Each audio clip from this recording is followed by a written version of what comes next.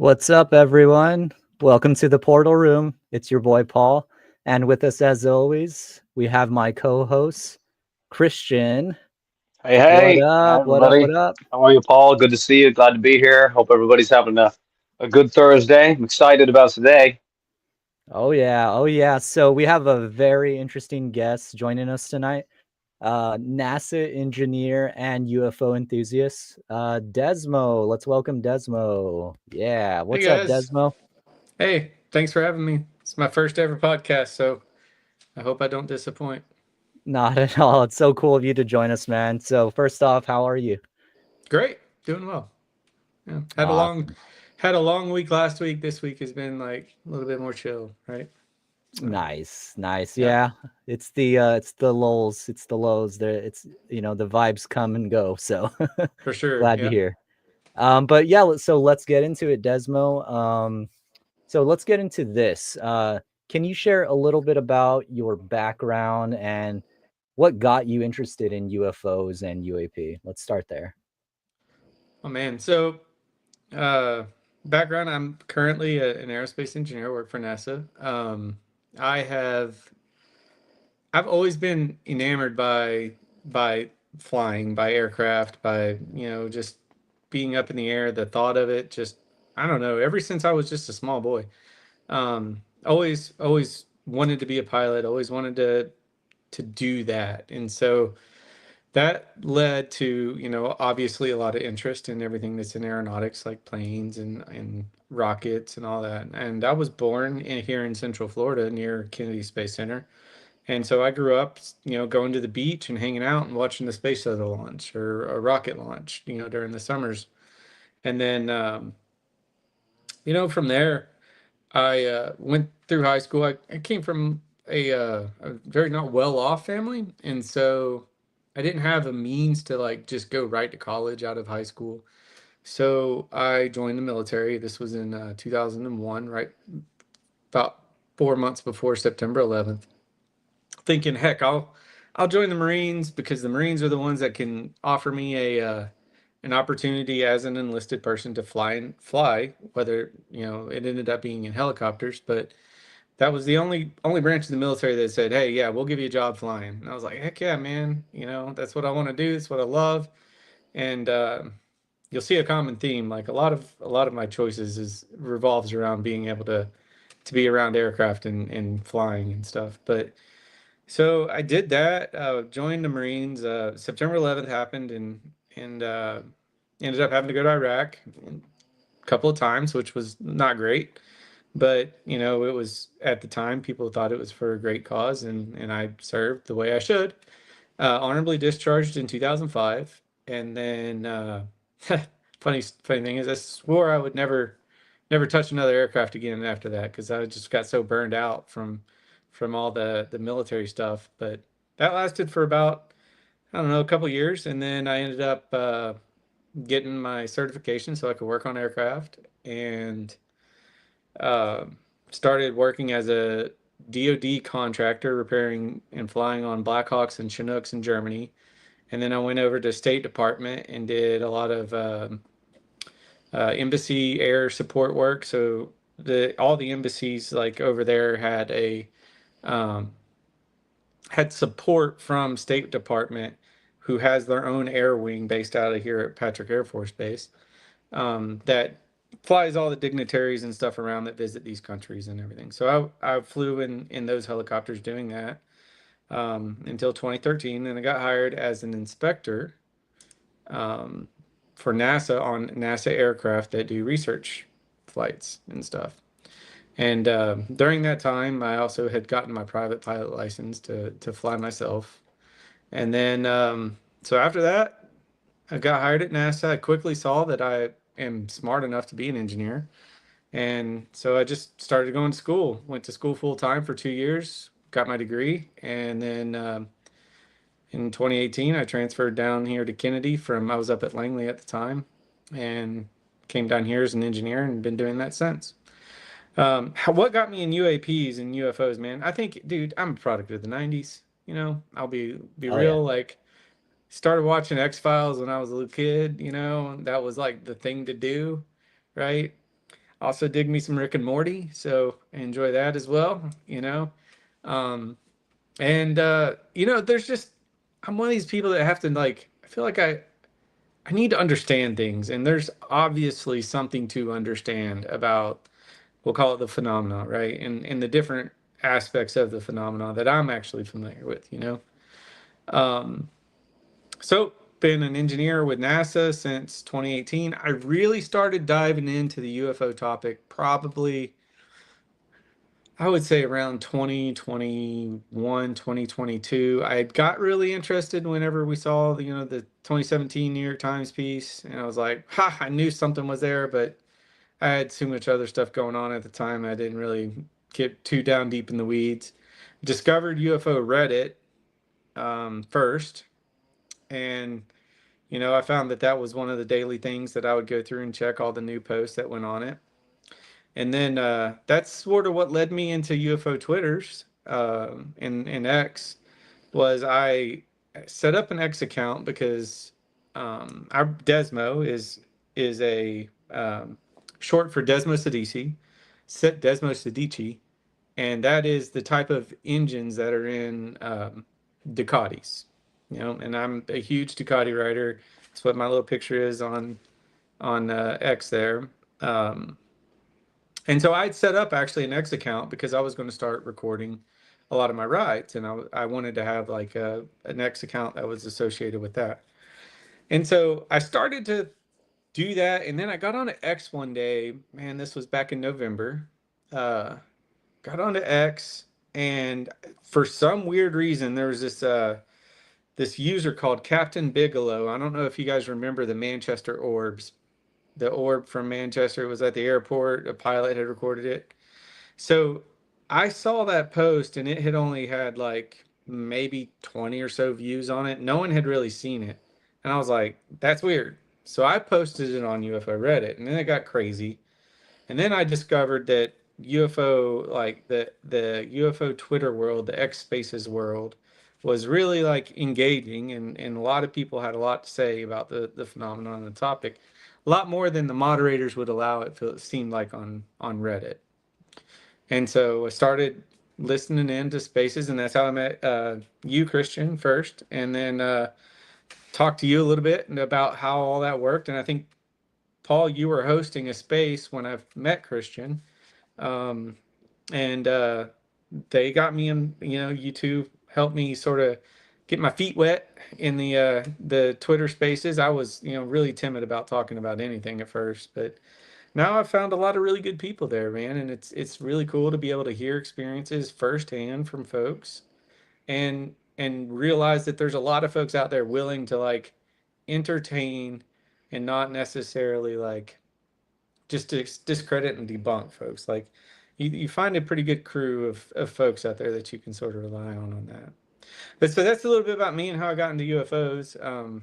I've had 3 experiences that I can relate when it comes to UFOs. The first one was while I was working in Afghanistan with State Department. It was we were going from Bagram Airfield, and then you have to cross over these mountains that are sort of high and go through a pass. And before you get to this pass, you have this valley below you, and I was on the left-hand side of the helicopter, and I saw just this flash of white go right beside the helicopter.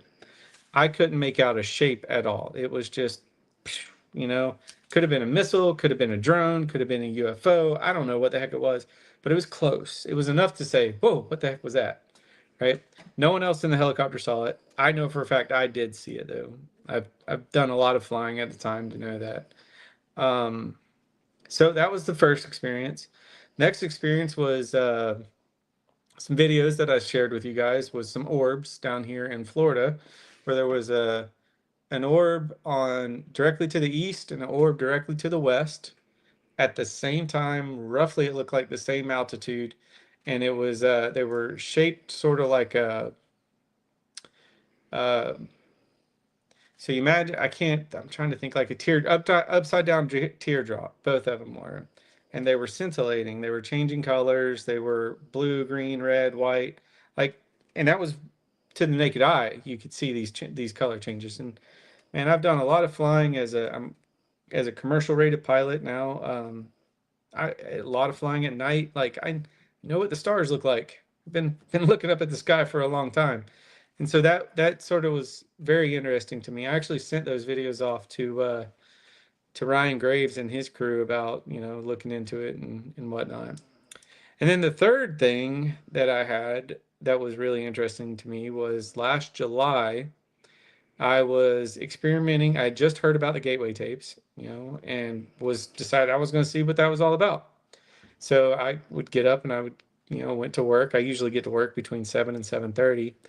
And I would spend like 20 minutes or so just like, using the tapes to sort of almost meditate, right? To sort of just get my mind right for the beginning of the day and, be in a more peaceful state to start work.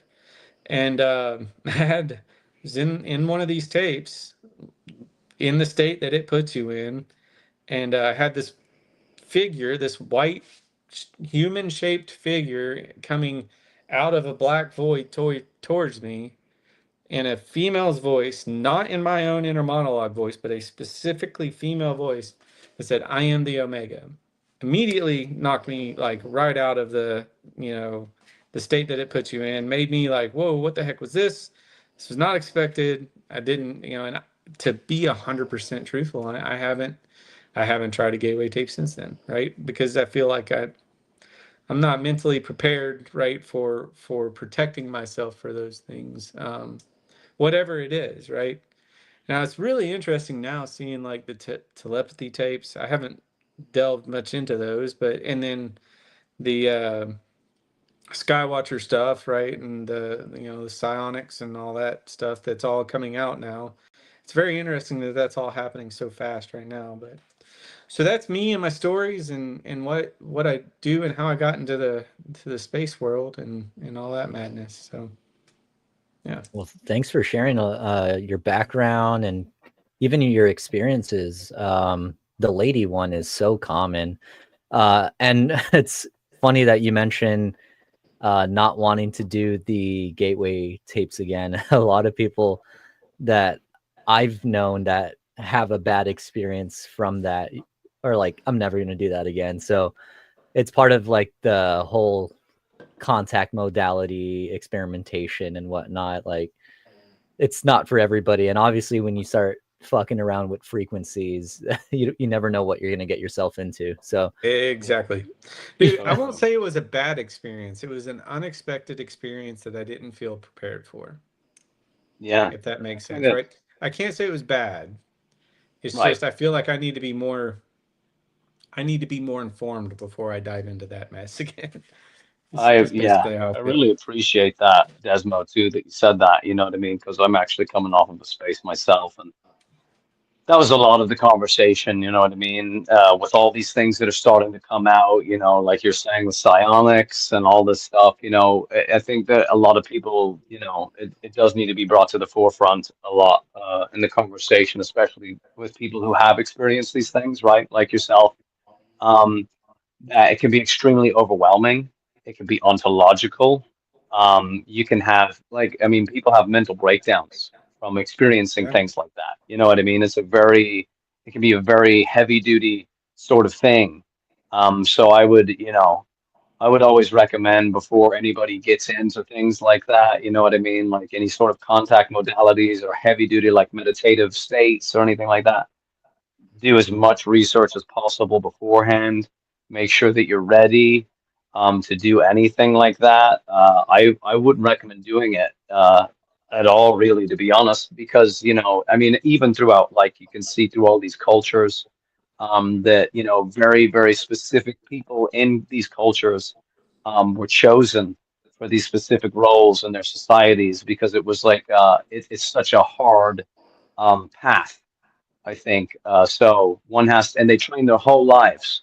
You know what I mean? So I think that that needs to really be put up there at the forefront of this because these things can be very, very ontological, just to normalcy, our normal everyday lives. But I'm glad that you were able to experience it and kind of take a step back and say, and be mindful enough, I'd say, to say, I should prepare myself for anything more before getting back into anything like that. It's a very, very mature and wise take on that. So I It's appreciate cert that.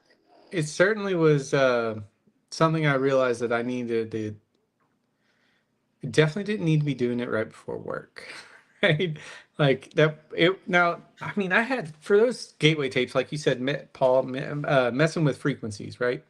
That's exactly what it is, right? You feel those frequencies and I personally would have almost like a pleasurable feeling like right here, right in like where my pituitary is, right? Whatever those vibrations is, it would like and it was very calming, right? Until until something popped out, you know? And then that's when you're like, whoa, wait a minute, this is maybe I was skeptical, right? Which I am a naturally skeptical person, right? I'm not a debunker by any means. I'm a show me kind of guy, right? Show me the facts. I'm not going to tell you you're lying. But I'm also I want to see what you're talking about. I didn't really fully appreciate that so many people who were experiencing these things were truly actually seeing something, right? And you don't really appreciate that until it happens to you, which is absolutely bananas because again, I'm also probably one of the most rational people you'll ever meet. So it was enough to wake me up to say, there's more out here that I'm not 100% sure of. You know, whatever that is, you know, I'm certainly not crazy or any of that madness. I'm pretty well liked amongst my peers, even though I wear the tinfoil hat. Um, but yeah, it's strange, man. But it did make me take a little bit of a break on it, and I think I need to be up in the mountains in Tennessee, just sort of out in the woods somewhere doing that. That might make me feel a little bit more comfortable. Yeah, I think we need to, like Christian said the other night, we need to just have you full on Greer mode, just straight up Yeah, fucking meditating at the top of a mountain. Totally. I love it. that'll do it. Yeah. All I right, have so I five want acres in Tennessee that I go and just chill on in the woods, usually by oh, that's myself amazing. and my dogs. I apologize if you hear snoring, by the way. I got four Frenchies that make all You kinds got of the noise. puppers in the back. I dig it. Yeah, Well, Desmo, I wanted to get into kind of I guess some of how the atmosphere is at the workplace, if that's okay. So, like, sure. what is that atmosphere in your workplace when it comes to discussing UAP or UFOs? And is there any recognizable discomfort in these types of conversations, or is it pretty neutral for the most part? NASA's a large workforce, so and it's an old workforce. I think the average age right now is early to mid 50s is your average NASA employee. I'm in my early 40s. I fortunately though work in a program that deals with it's the commercial crew program, deals with launching the astronauts into space, you know, and getting them home. And that program is primarily I don't know if you guys can hear those dogs, but it's hilarious for me. Um, but anyway, that program is primarily made up of younger folks. We're talking in their 30s, early 40s. So with that understanding, you have and and Kennedy, where I work, is operations primarily, launching and sending people to space and getting them back. Where you have other parts of NASA, like at Langley, that's a research center, right? Generally more older, but more PhD, more grounded, more institutionalized education focused. Like they've hate to say it, but drank the Kool-Aid on what the rules and laws of science and physics are. So they've constrained themselves to the bounds of that. So in those kind of places, the conversations go like you're bananas and that won't work. Whether you're talking about something that violates the laws of thermodynamics or violates, you know, the potential of violating gravity, whatever that is, right? They're ingrained in this because they have a PhD.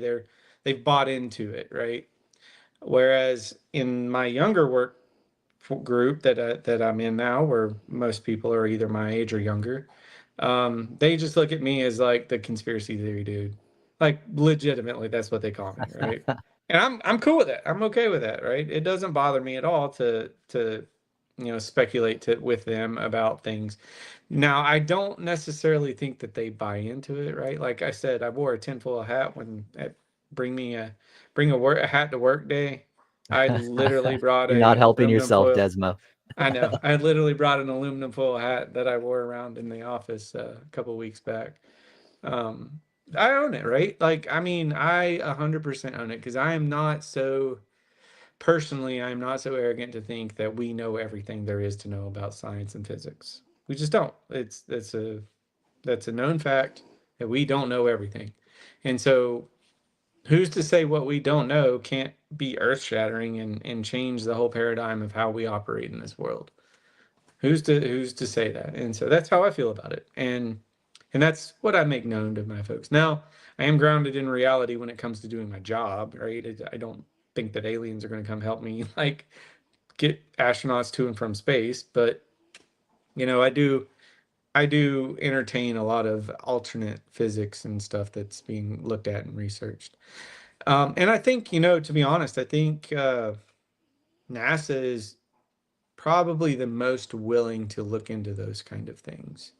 Um, if there was a place that was willing to look into it, it would be the folks I think at NASA. Um, Unless you're talking about the DoD who already does it. So, but publicly, I would say that's how it would go. I like to think that at least. They're not opposed to groundbreaking physics being changed. It's just they're old and bought into their ways, I guess. Well, I was gonna get to my next point because you just said that.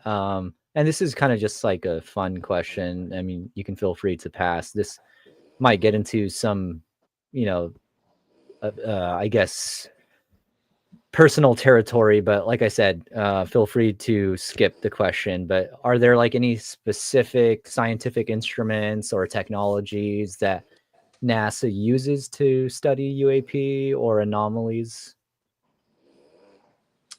None that I'm personally aware of. Now,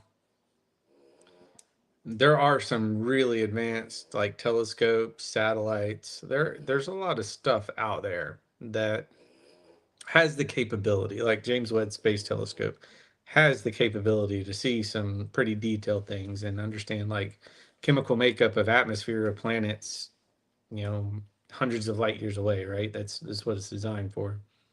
And then there are other ground-based telescopes that have the potential to be able to recognize some things, right? And they probably do. But NASA's a public-facing organization, and I first off, I don't want to say that I'm speaking for my employer at all, right? I have to preface that. But what is known about NASA is they're public-facing, right? All of our research is supposed to be out to the public for you guys to consume and to better humanity.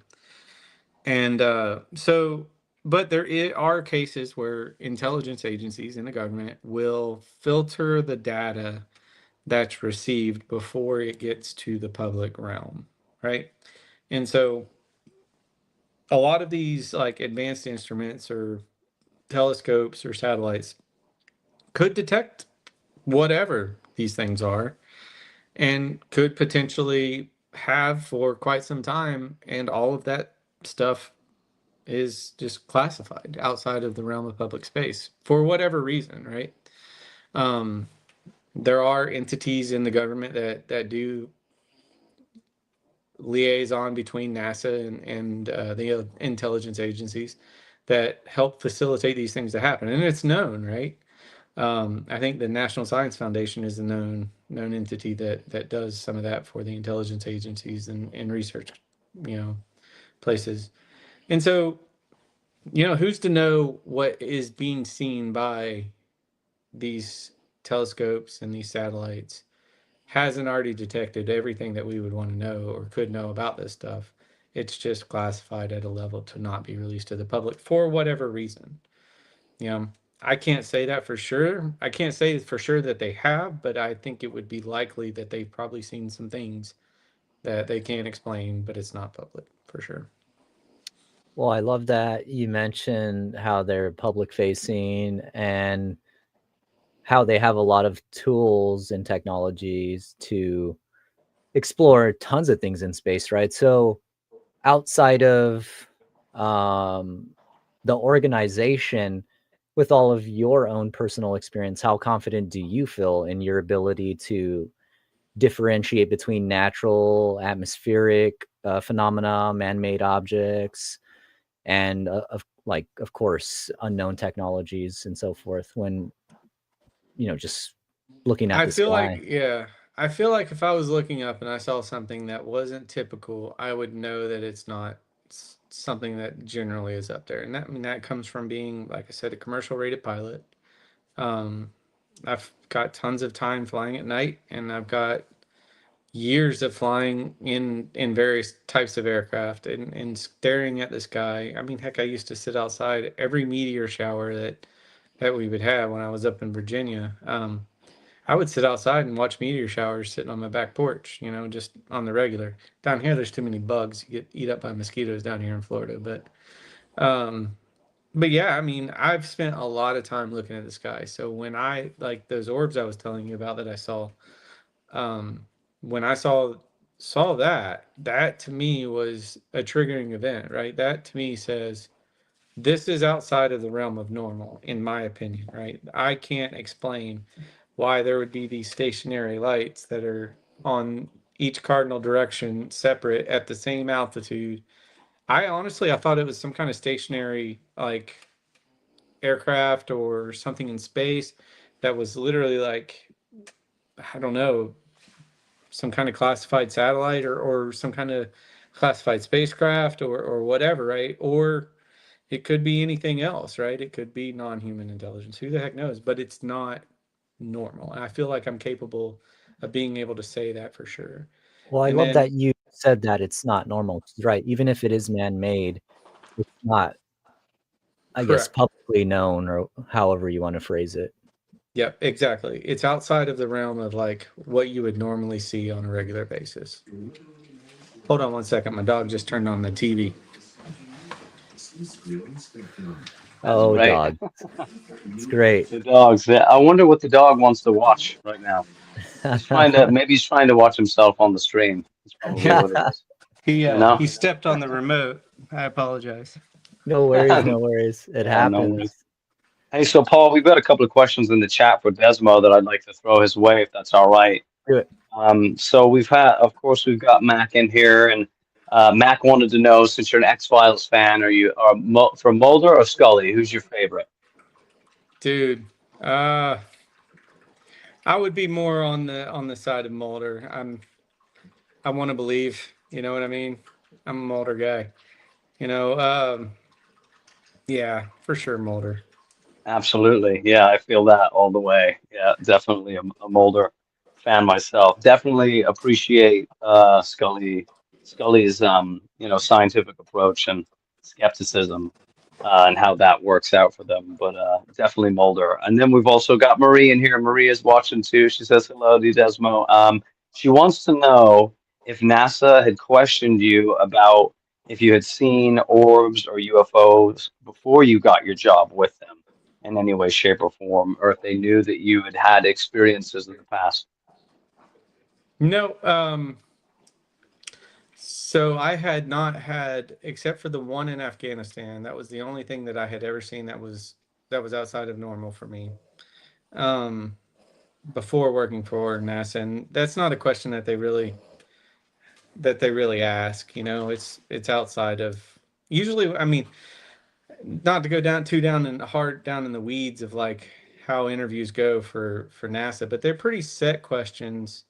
That they're that are more in line with the job that you're interviewing for, more so than they are general like interrogation type questions. So they never asked me, and they still haven't ever asked me. I've volunteered a lot of the crap that I've seen to folks that I work with and socialize with at work, but yeah, they don't really care as long as you do a good job at what you're hired to do. Yeah, that's interesting, I think.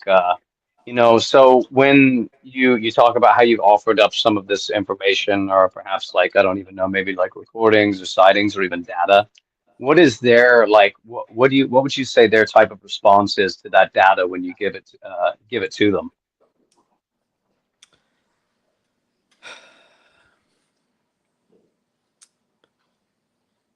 How do I would say that it is not generally taken very serious because it's not inside the realm of my official capacity or duties, right?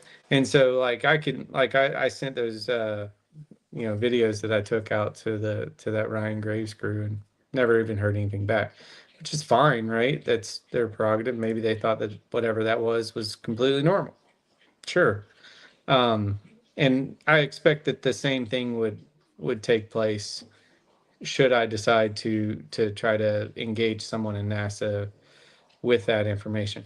The problem is, from my understanding, I don't think that NASA has a active group working the UAP topic anymore. They did hire a guy that was on detail for some period amount of time to liaison between, I think maybe Arrow or the DoD or whoever it was. But my understanding is that person that they had announced that was going to do that for NASA is no longer doing that. And so I don't know publicly that they have any true interest in researching the UAP phenomenon. I could be wrong, but I'm not aware of any group that's looking into it right now. I mean, they most certainly at least advocated for funding at that last hearing. Gold did. Now he's not Yeah, a NASA employee. He was a contractor and worked in that task force, I think, but he doesn't currently work for NASA now. But I mean, that's what it takes. Anything that we do in the government, right? Someone has to pay for the time, research, and money that goes totally. into it.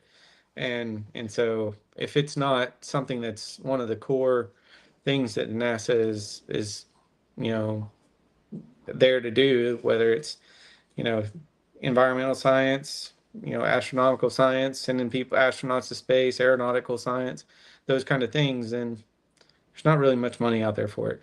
Our budget at NASA is less than 1% of all the federal government budget. It's like 0.05, right? It's very, very small. There's not a lot of money in the research that we do. All of it goes to DoD and their research. In reality, that's where most of the research dollars go. A lot of people think NASA just spends a lot of money on what they do, and really, I wish that was the case. Probably get a lot more done. I hear you. I hear you. Well, I guess it was a good thing that he tried to advocate for that. I think so. I think Yeah, if there's money for it, then that means that someone's willing to do the research. You know, true, true. Very true. So I wanted to ask this question. It's a little bit of a fun question. Do you think we'll ever receive direct confirmation of extraterrestrial life through NASA's space missions, or do you foresee indirect evidence being more likely? hmm. Purely speculative. I think that you might get information from whatever research or telescopes or satellites or whatever if there is a some form of catastrophic disclosure that makes it undeniable, right? And then that's when you would get the actual data that might have been known or is known and has been known for some time. I don't believe that NASA would ever be the first to come out and say, yeah, there's UFOs visiting us, or there's non-human intelligence, or there's crypto terrestrials, or whatever. I don't foresee that NASA would be the ones that would come out to say that because they're just not looking into it. It's not in their prime directive, we'll say. Well, what about the fact that NASA's been involved in studying exoplanets, or of course, planets that are part of star systems that could potentially harbor life? And I mean, how would that coincide the UAP conversation? You know, that's interesting you ask that, because there's a lot being talked about with Mars and structures on Mars that I find intriguing. Um, I don't know. Again, this is me not speaking in my official capacity, but I've seen probably the same thing that you guys have seen that has been posted on X and in various places, that it does look like there could have been, some kind of civilization presence on Mars at some point in time. And it's interesting to think about that from a perspective of, like, we our planets, the rocks that we, you know all revolve around the sun on, have been around for a very, very, very long time. And modern humanity has only, I mean, you're talking about a drop in the bucket of, or a piece of sand on a beach in regards to the amount of time comparatively to the age of these planets and this earth, right? And so it's very possible that Mars could have had a thriving ecosystem and life on it some millions of years ago, that for some cataclysmic reason it destroyed itself, however that happened, right? um I think there's a star called Schultz star, I think that was it, that came like within our Oort cloud, within the Oort cloud of our solar system. Another star passed through that, right? And that star was a binary star, right? That was about 70,000 years ago. So humans were around at that point, right? And so that star system passed through the Oort cloud of our star system. Now think about that. We know what a planetary system that our star has. We know that there's all kinds of, like, comets and meteors and icy objects and structures and whatever, all this crap that surrounds our sun because of the gravity well that our sun makes. The same would be applicable to a binary star system that passed through our Oort cloud. It would have its own Oort cloud. It would have all of its own crap in its system that intermingled with our system, right? That could have caused massive catastrophes in our solar system 70,000 years ago, and we'd have no record of it, you know? So who's to say, right? I mean, I think that it is far more likely than not that there is definitely life even in our solar system, and in some of these moons around Jupiter and Saturn, in these oceans, just where there is, well, life finds a way. It does, right? You have the right environment, even the environments that we may not understand, right, can still spontaneously create life. And they found, like, I mean, microbiological life in the very high upper atmosphere of the Earth. They found, I think, fossilized life on this most recent asteroid mission that they came with. I think I remember reading something about that. So there's certainly life out there. It's just a matter of whether or not it's intelligent and whether or not it had the means to travel here. I read a really interesting article um, not long before the space today about, I didn't finish it, but it was about how 1.5 million years ago the human genome, like, had was all one genome. They The researchers have discovered this, and then it apparently, like, separated off, and they lived individually for a period of time, and then about 300,000 years ago they commingled back again together, and the one genome, like, went down and almost went away, and then now it has flourished back to what we are now. We're the more prevalent genome of that genetic sequence that they've discovered. I found that really interesting, right? It's like, why the heck would we have had, like, a a single genome that decided to go off and split in its own ways? What does that say about us? Was it something, were we created from that genome? Like, there's a lot to that, right? That was so many, like, 1.5 million years ago. Imagine that, right? Imagine how long that was. Imagine what humanity's done in just 200 years. Where could it have gone if it lasted 2 or 3 hundred thousand years with technology? It's mind blowing to me. So I find it unrealistic to think that we're the only intelligent life out there. I don't know if there's other intelligent life in our solar system, but stars come close to our star system from time to time. It's happened within the last 100 years, and it's probably happened many other times before that. Those systems will intermingle to make it possible to be able to move from system to system without having to worry about, you know, transiting the vast distances between stars and having any kind of special physics. So, I mean, there's a lot out there, man, that's in the realm of possible that was in the past. If I ever could have a superpower, that would be the one superpower that I would want to have. Is not necessarily to travel to the past, but to be able to like just go back as to the beginning of everything and just see how it unfolds and be able to hit the fast forward button, you know, to the parts that I want to see, right? And understand that, like, or type in a date. I want to see 5 billion years ago. What was here? Like, what was going on? You know what I mean? And just randomly do that. Man, that would be amazing to me. But anyway, Sounds like I'm a rambling on. sounds like what a UFO could do, Mm-hmm. possibly.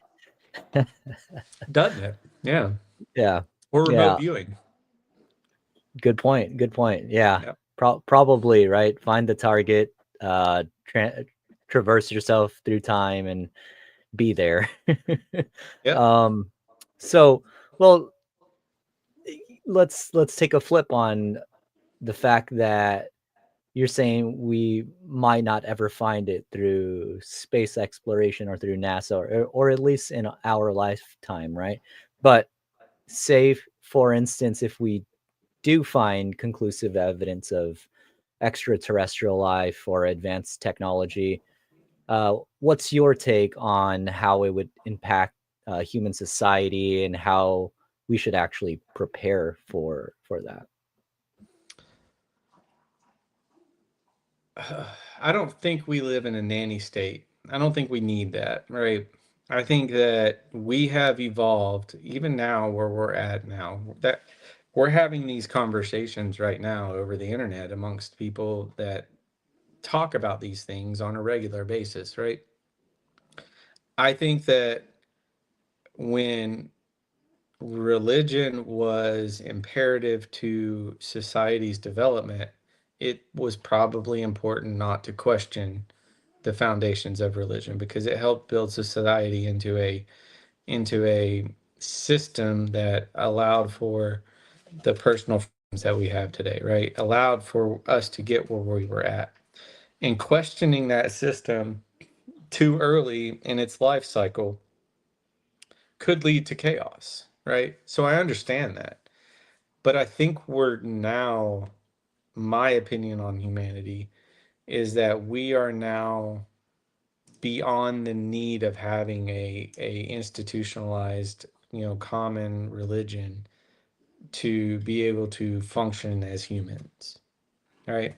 And so I think at a time, maybe even as long ago as 80, 100 years, 80 years, right? The 40s and 50s and 60s, maybe it would have caused just complete chaos coming out of World War II, seeing what that was like, seeing what nuclear weapons could do to people. Like that was a tough time, right? To throw the world in chaos about whether or not non-human intelligence lives on this planet or has lived on this planet or visits this planet is probably not the greatest time to do that, right? Right in those post World War II age of initial nuclear bombs and weapons. Now I think there's more rational heads that can prevail and thoughts that can prevail to be able to think through what we're doing and not necessarily just consider whatever we don't understand as something we need to kill or destroy. That's my personal take on it. But I think that it's pretty ingrained. You can tell even in like the Lou Elizondos and all of those, right? That feel like, whatever is out there because we don't understand it, it must be the enemy. I just don't get behind that. Maybe I'm wrong. Maybe I'm being too optimistic on it too, though. I don't know. But Yeah, I I think, think we're ready well, for it. I agree. I agree, but there's always the devil's advocate kind of argument to that too, is that a lot of the general population is completely and totally enamored with, their fancy phones, and are very much divided. You know what I mean, at the moment, in a lot of respects. I'd say that a lot of people are more I'd say there's quite a few people who are like on the path, right, to waking up to a lot of these things that have been happening. Um, and I think that, like, disclosure is happening for a lot of us in that sense. You know what I mean? Like, in a Mhm. very personal sense of the way, and I say that all the time, that it's a personal thing, disclosure. I think that with all these whistleblowers that have come out, it's activated a lot of people who, like yourself, Desmo, Paul, myself included, and a lot of the people that are visiting the platform, like UFOX and things like that, they're starting to really, say, hey, like, there's something to this. I've had an experience myself. So I'd say that the conversation is beginning to become destigmatized, right? There's a destigmatization that's happening, be kind of an open topic that will not so much scare people. I think the thing that we might have to worry about is the obfuscation. Like, if there is, like an intelligence, right? You know what I mean? Like a super intelligence, it's much more intelligent than we are, that uses different means of, propulsion or existence, that we should absolutely be starting to get to the truth as much as we can. Um, I think that that would definitely be beneficial to us as a species. We have to, I'd say, at least be on a level playing field, which I feel like we're approaching, where we're starting to understand that, like you're saying with the gateway tapes, the telepathy tapes, that humanity is a little bit more than we've been led on to believe for a long time by the power. I do have one more question here, also from Mac, that I want to throw at you, if that's all right, Desmo. Mac asks if NASA has any intention of releasing the James Webb Telescope data on the TRAPPIST-1 system, the exoplanet that allegedly has life. I, I wish I knew.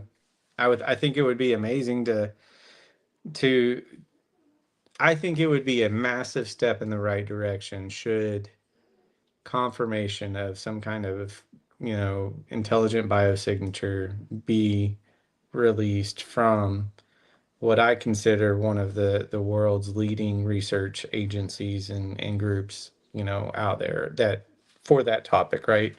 NASA's respected and well known, right, amongst a lot of folks, and so having that data come forth from them and it be vetted and verified would be a massive thing. It would be massive to the world, right? It would definitely change people's perspective, right? I don't know enough about that research to know for sure that they have the information to release, or that if they did have it, it wouldn't be classified for whatever other reasons that I'm uninformed on, I think it would be great if they did have it, that they did release it, though, for sure. Definitely.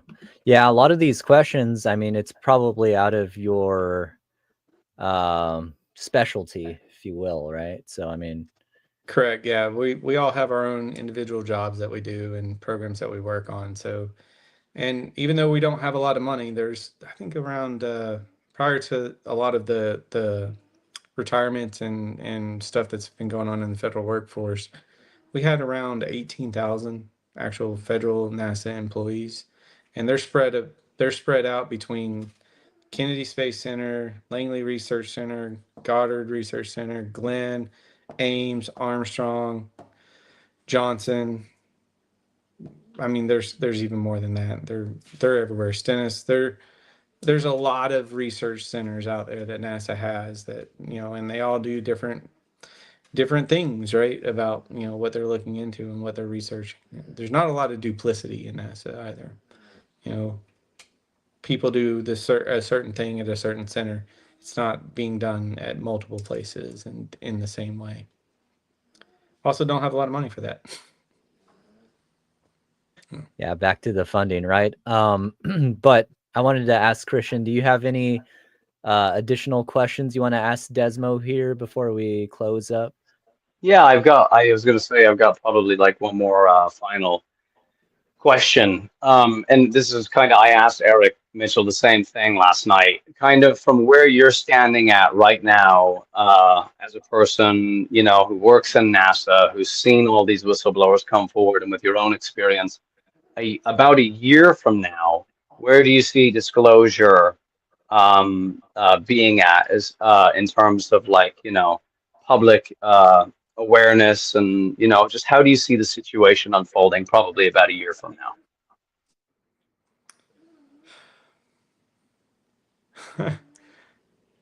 So I'm gonna be snarky because I'm good at that. So you got Bledsoe. Bledsoe says in about a year from now, we're going to have the second coming of the Messiah. And then I think it is in 2026. There was that, there's another fellow that said that we're supposed to have some kind of alien invasion coming after us. A whistleblower guy, Charles something or another on Charles X. McNeil. Yeah. Yeah, him.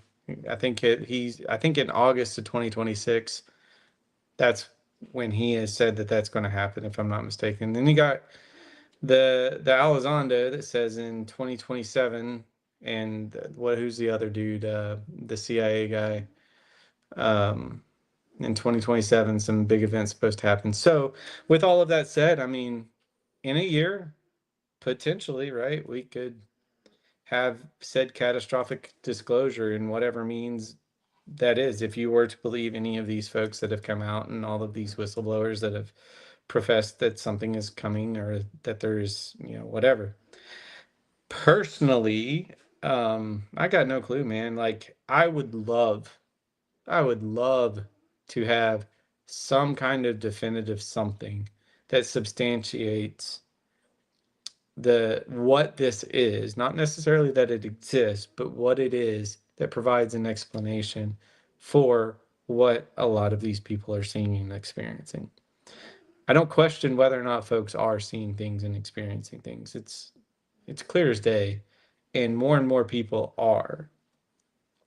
I would just like to understand the what of it. And I maybe with the political environment that we're in, right? The UFO, like the with that Luna's subgroup in Congress that's working on this kind of stuff, declassification of whatever. The Maybe there's task something that force. will, yeah, that task force. Maybe there's something that will come of that, and you'll get some kind of definitive, like, hey, this is what the government knows. I just don't have a lot of faith in that, right? People, they keep secrets very well, and they have for a very long time. Um, I think the motive behind the secrets is really what I think needs to be explained more than anything. Not necessarily the secret of what it is, but why you've kept it secret for so long. I'm not asking for accountability. It's not really, I'm not one of those guys that's like, oh, you need to prosecute these people for lying to us. It's not that. I just want to understand why. What led to the decisions that you made regarding this topic to deceive all of humanity for a period of time, if that's indeed what they've done? Um, I don't know if we'll get that though, because it requires accountability to some extent, right? It requires people to say, yeah, we've done this thing. And I don't know. Unless you get something like a catastrophic disclosure, you get, you know, a UFO landing on the White House yard and being like, hey guys, we're here. What up? You know? So I don't know, man. I don't know in a year we're going to see it, but if you listen to some of the folks, they say it's coming soon. So we'll see. It's the We'll have never to ending see. 2 week cycle, right? Yep. Yeah. I totally agree. Uh, I'm gonna manage my expectations, but people are willing to believe what they want to believe, right, Desmo? So we Yeah. just gotta let them do that. With that being said, Desmo, I wanted to thank you again so much for taking the time to speak with us tonight, and Yeah. No problem, man. we really appreciate it. We're gonna throw down Desmo's X account in case you want to give him a follow. He's a good follow. Always very insightful, level-headed in the UFO community. So shout out. And Christian, thanks again for co-hosting tonight. And everybody, thank you again for coming out to the portal room. Make sure you like and subscribe. And everyone, have a good night. Peace. See you guys.